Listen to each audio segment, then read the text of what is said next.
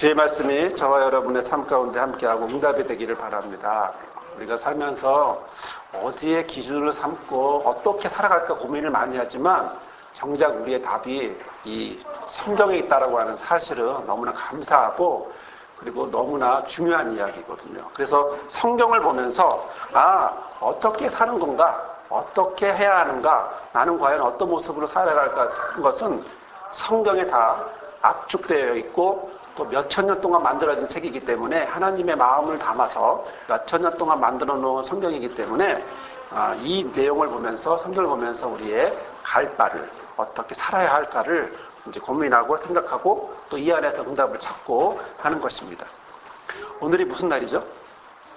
6.25. 6.25입니다.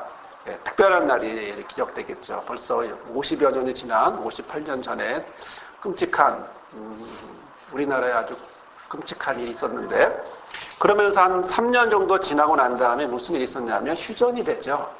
우리나라는 원하지 않지만 그러나 주변의 강세에 따라서 결국에는 휴전을 하게 됩니다. 결국 휴전이라는 게 뭐예요? 결국 전쟁 중이라는 거예요. 정확히 표현하면 아직 전쟁이지만 잠깐 수도 멈추자는 거거든요. 우리 옛날 어릴 때 얼음땡 해보셨죠? 잠깐 멈춘 거예요. 언제 다시 전쟁이 일어날지 몰라요. 그래서 북한의 육자회담이니 이런 여러 가지가 있는데 자 이럴 때 오늘 같은 6.25 날 그런에도 불구하고 전쟁이 끝난 것이 아니라 이런 휴전의 상태인 이때에 그러면 세계는 과연 전쟁이 없는가? 아닙니다. 세계도 너무나 전쟁이 많고 계속 전쟁 중입니다. 매년 전쟁이 있고 각 지역마다 분쟁이 있죠. 우리나라는요? 우리나라는 구체적으로 총칼은 없지만 그 안에 여러 가지 모양으로 다툼이 있게 되죠. 한 달 이상 2달째 다 되어가는 촛불 같은 경우도 자신의 표현을 하기 위해서 어떤 전쟁 개념으로 표현한다면 갈등 관계를 얘기하고 있는 것이고요. 사람들을 보면서 느끼는 것은 결국은 전쟁 같은 그런 삶을 살죠. 지하철에서 문이 열리잖아요. 사람들이 어떻게 나오는지 혹시 경험해 보셨습니까? 우르르 나와요. 그렇죠? 지하철에서 한번 문이 쫙 열리면요. 출근 시간 물 내려가듯이 그냥 쫙 내려가는데요. 어떻게 안 다치는 게 신기할 정도로 쫙 내려가요.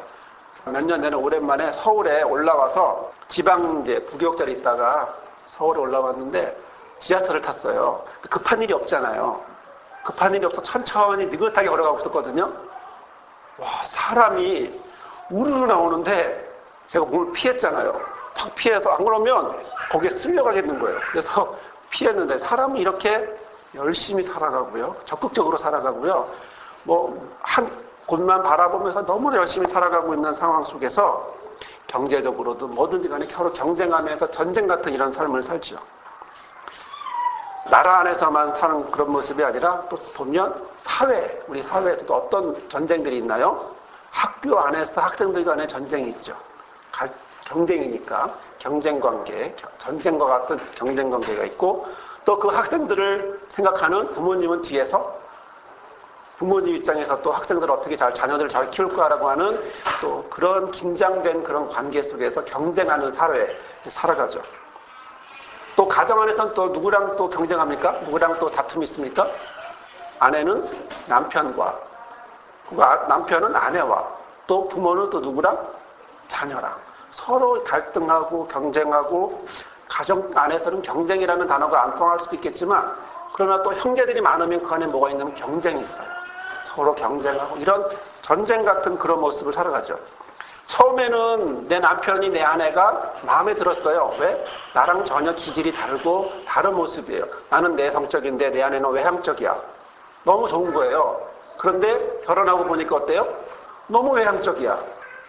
좀 집에 좀 가만히 있었으면 좋겠는데 자꾸 나를 데리고 나가려고 그러고 또 아내는 바깥에 나가서 너무 잘 놀아.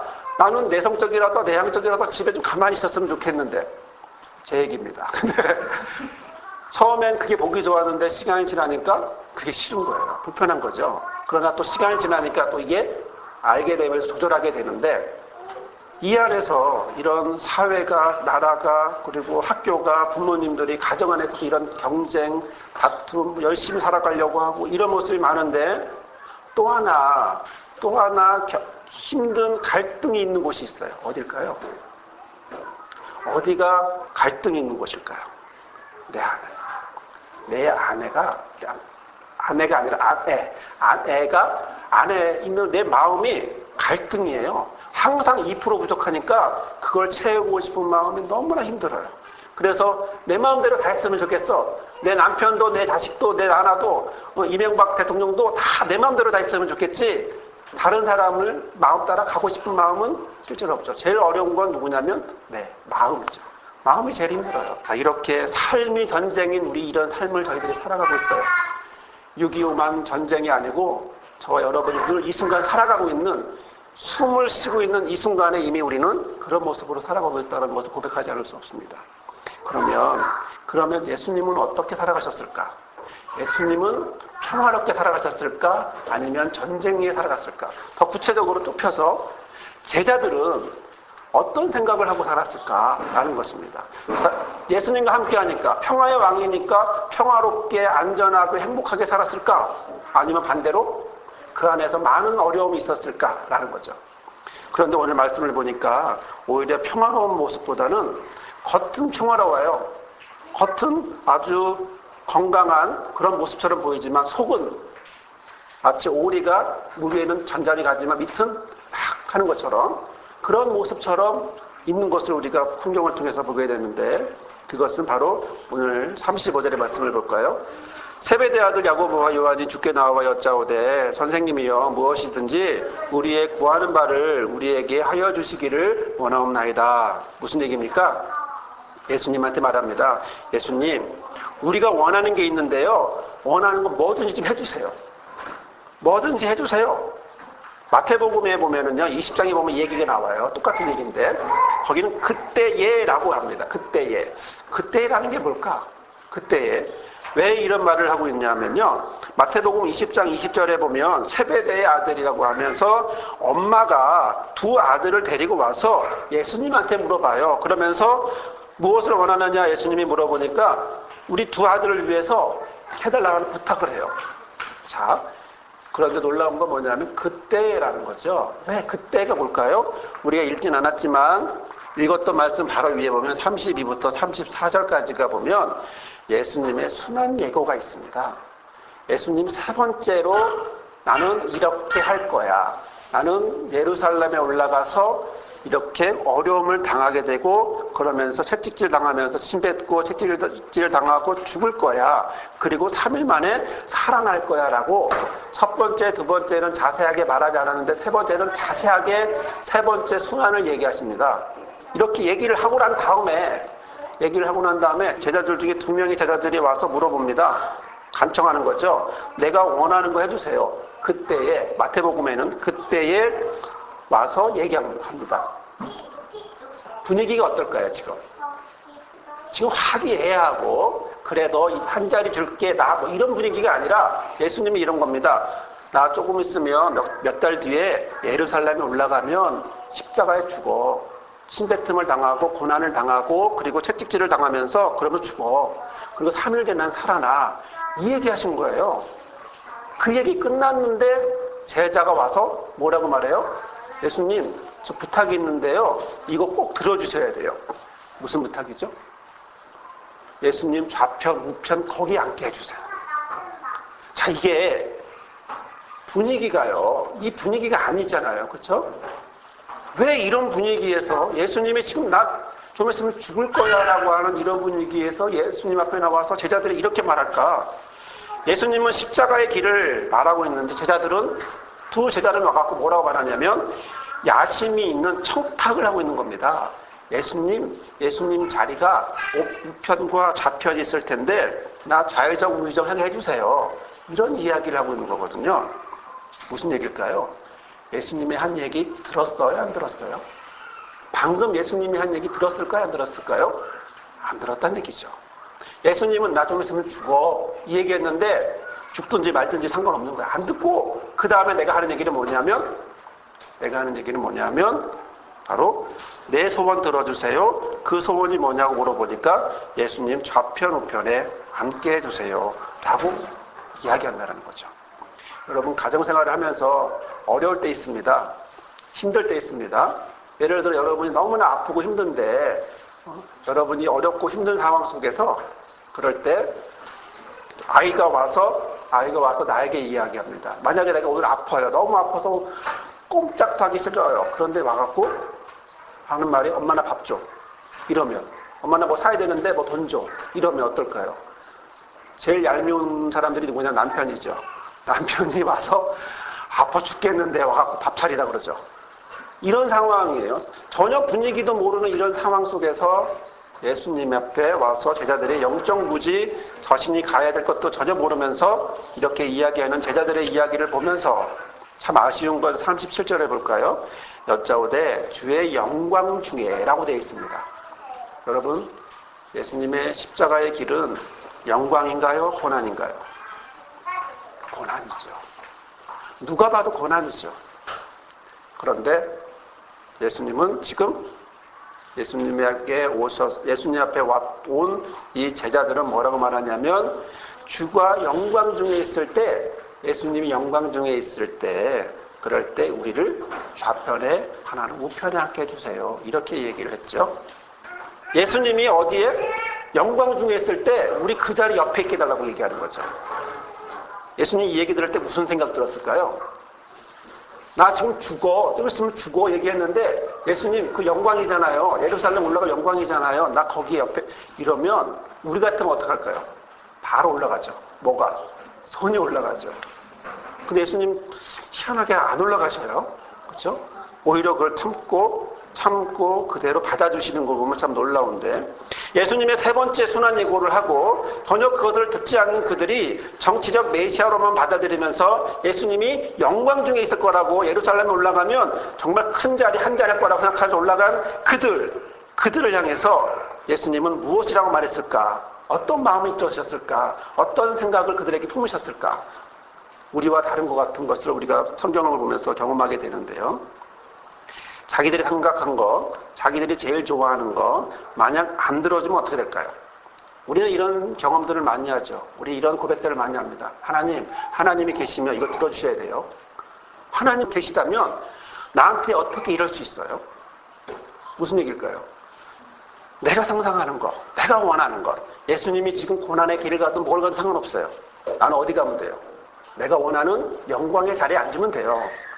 예수님이 십자가의 길 나하고 상관없어요. 예수님이 십자가의 길을 말했어도 나는 모르겠어요.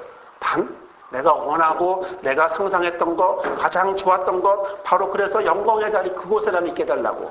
그리고 이런 고백은 우리의 고백이죠. 이것은 질책하자고 하는 얘기가 아니라 우리 인간의 모습입니다. 저와 여러분의 모습입니다. 여러분도 어느새 나도 모르게 이런 표현을 하죠. 내가 제일 좋은 걸 상상해 놓고요. 내가 제일 훌륭한 걸 상상해 놓고요. 하나님 이거 들어주세요. 그런데요. 예수님은 지금 어떤 사정인지 전혀 개의치 않죠. 내가 중요하죠. 내 생각, 내 마음이 더 중요한 거예요. 이게 저와 여러분의 인간의 모습인 것을 우리의 성경을 통해서 볼 수가 있습니다. 우리는 이런 모습을 우리는 자주 저지르는 실수의 모습이 있습니다. 내 틀 안에, 내 기준 안에 하나님이 움직여줬으면 좋겠어요. 내가 생각하는 대로 예수님이 움직여줬으면 좋겠어요. 예수님은 지금 예루살렘에 올라가지면 어디 가고 있는 거예요? 십자가를 지러 가지만 십자가 지러 가지 말고 예루살렘에 올라가서 뭐 하라고요? 왕되라고요. 지금 로마에 힘들어 있으니까 우리 민족 해방해달라고요. 그럴 때 옵션으로 자기는 뭐예요? 영의정, 장의정 되겠다는 거예요. 자의정, 우의정 되겠다는 거거든요. 이런 나의 기준, 나의 생각, 이런 생각을 하고 있는 모습. 결국 내 틀 안에 하나님을 움직이려고 하는 이런 제자들의 모습을 보는데요. 예수님이 말씀하십니다. 38절에 예수께서 가라사대 지금 너희들이 구하는 건 너희들이 잘 모르는 것 같은데 너희가 나의 마시는 잔을 어떻게 마시겠고 나의 받는 세례를 어떻게 받겠다라는 거야. 이렇게 얘기하시는 거예요. 추궁이나 혼내는 것이 아니라 제자들의 무지, 예수님이 지금 뭐 하러 가시는지 모르는 이 무지에 대해서 깨우쳐주고 있는 거예요. 지금 내가 마시는 이 고난의 잔, 내가 세례가 뭐예요? 죽었다 사는 거죠. 침례가 뭐예요? 죽었다 사는 거죠. 죽었다 살아야 하는 바로 이런 모습인데 너희들이 이걸 어떻게 하겠다고? 자, 이럴 때 제자들은 뭐라고 말합니까? 네, 할 수 있습니다. 39절에 말하죠. 저희가 말하되 할 수 있습니다. 할 수 있습니다. 이 할 수 있다라는 이게 뭐 I can do it, 가벼운 표현이 아니라 근데 그냥 정확하고 강조하면서 너무나 확신에 찬 얘기거든요. 지금 예수님이 뭔 얘기하는지 전혀 못 알아듣고 있는 거죠. 예수님은 고난의 십자가를 얘기하고 있는데, 십자가의 길을 얘기하고 있는데, 이 사람들은 세속의 영광을 얘기하면서 자기 틀을 가지고 그러면서 예수님을 설득하고 있는 거예요. 예수님, 나 할 수 있으니까 정말 그 자리 나한테 주세요. 몰랐다라는 거죠. 그러면서 39절에 예수님이 말씀하십니다. 너희가 나의 마시는 잔을 마시며 나의 앉는 세례를 받으려니와 내 좌우편에 앉는 것은 나의 줄 것이 아니고 누구를 위하여 예비되었다. 그들이 얻을 것이다. 이렇게 말씀을 하고 있습니다. 저는 이런 모습을 보면서 예수님이 어떤 기분이었을까? 이런 제자들을 보면서 어떤 기분으로 그 제자들을 바라보고 있었을까? 이런 생각을 한번 해봅니다. 우리가 너무 힘들 때, 너무 어려울 때, 너무 낙심될 때 누군가가 와서 내가 가장 사랑하는 자가 와서 이렇게 철없이 굴 때 우리는 과연 어떻게 할 수 있을까? 자, 그러면 이 2명만 이러고 나머지 10명은 괜찮았을까요? 우리의 의심이죠. 우리의 궁금한 거죠. 나머지 10제자들은 어땠을까? 예수님의 마음을 알고 이 나쁜 두 놈 이러면서 얘기했을까요? 아니면 다른 생각을 했을까요? 41절을 볼까요? 10제자가 듣고 야고보와 요한에 대하여 분이 여기거늘. 그런데 10제자가 이것을 듣고 야고보하고 요한에게 화가 났어요. 왜? 왜 맞았을까요? 그들이 무지하기 때문일까요? 그들이 예수님의 고난을 모르고 영광의 자리라고 그렇게 잘못 알고 있었기 때문에 그랬을까요? 그들이 화난 건 뭐냐면 왜 니네가 먼저 해? 왜 니네가 먼저 해? 우리 지금 눈치 보고 있는 거잖아. 좀 있으면 예루살렘에 들어갈 거야. 6개월 뒤에 들어가는데 왜 진작 너희들이 먼저 선수 치는 거야? 왜 너희들 먼저 둘이서 합작해서 그렇게 선착순도 아닌데 이네들 먼저 그러는 거야. 이렇게 제자들이 화를 내고 있는 겁니다. 제자들은 겉으론 평화롭습니다. 속으로는 경쟁합니다. 서로 경쟁합니다. 누가 먼저 좌우편할 거냐. 그런데 누구도 먼저 말하지 못하고 있던 상황 속에서 이 두 사람이 말한 거거든요. 그랬더니 이 사람들은 어떻게 해요? 화가 나죠. 화가 나니까 그것 때문에 괴로워서 그 10제자들은 나머지 2제자를 노려봅니다. 노려보면서 화내고 있는 모습을 보게 됐죠. 이럴 때 예수님은 지금 2명이 그랬는데 다시 또 어떻게 됐어요? 10명이 그런 거예요. 같이 자기랑 3년 동안 다니던 제자들이 좀 있으면 6개월 뒤면 예루살렘에 들어가야 되는데 그 12명이 지금 세트로 똑같은 마음으로 이러고 있는 거예요. 어떡하죠? 어떻게 할 수 있어요, 이거? 어떻게 해야 이거를 잠재우거나 아니면 다른 몰랐던 것들을 깨닫게 해줄 수 있어요? 참 어려운 문제입니다. 3년 동안 그렇게 얘기했고 동고동락을 하고 밤새우면서 얘기하고 모닥불 피워놓으면서 얘기했는데 3년이 지난 지금 딴소리 하고 있거든요. 점수를 매기면 몇 점이에요? F죠. 낙지한 거예요. 유급돼야 돼요. 그런데 예수님이 그들 향해 다시 한번 합니다. 놀라운 예수님의 마음이죠. 우리 같으면 집어쳐. 나 새로 할 거야. 이럴 텐데 예수님은 그렇지 않고 12명을 다시 불러요. 불러갖고 자세히 얘기를 해주셔요. 그게 42절에서 45절입니다. 너희들이 지금 한 자리 원하는데 어떤 모습으로 해야 되는지를 알려줄게 하면서 42절부터 보겠습니다. 예수께서 불러다가 이르시되 이방인의 소위 집권자들이 저희를 임의로 주관하고 그 대인들이 저희에게 권세를 부리는 줄을 너희가 알거니와 너희 중에는 그렇지 아니하니 너희 중에 누구든지 크고자 하는 자는 너희를 섬기는 자가 되고 너희 중에 누구든지 으뜸이 되고자 하는 자는 모든 사람의 종이 되어야 하리라. 인자의 온 것은 섬김을 받으려는 것이 아니고 도리어 섬기려 하고 자기 목숨을 어떻게 해요? 많은 사람의 대속물로 주려 한다. 이렇게 말씀하셨단 말이죠. 예수님이 무엇을 하셨을까요? 제자들의 마음을 아셨어요. 제자들이 한 자리 원하고 있다는 걸 아셨어요. 권력욕이 있다는 것도 아셨어요. 세상 욕심에 세상 영광 중에 있고 싶다는 것도 알았어요. 그래서 42절에 말합니다. 이방인의 소위 집권자들이 저희의 임의대로 주관하고 그 대인들이 저에게 권세를 부리는 줄 너희가 안다. 너희 그거 하고 싶지? 거기서 그거 하고 싶지라고 예수님이 말씀하신 겁니다. 주관하고 권세를 부리는 그런 지배자의 모습을 가지고 권력과 권위로 피지배자를 누르고 그리고 강압적인 통치와 권력 남용을 하고 싶은 그런 모습이라는 거죠. 이건 역사상으로 너무나 많이 봤고요. 겸손한 왕도 권력이 올라가면 바뀌는 사람들 너무나 많이 봤습니다. 자, 이런 상황 속에서 이것이 인간의 한계고 인간의 모습인데 단적인 예로요. 당시에는 권력을 잡으면 어떻게 했을까요?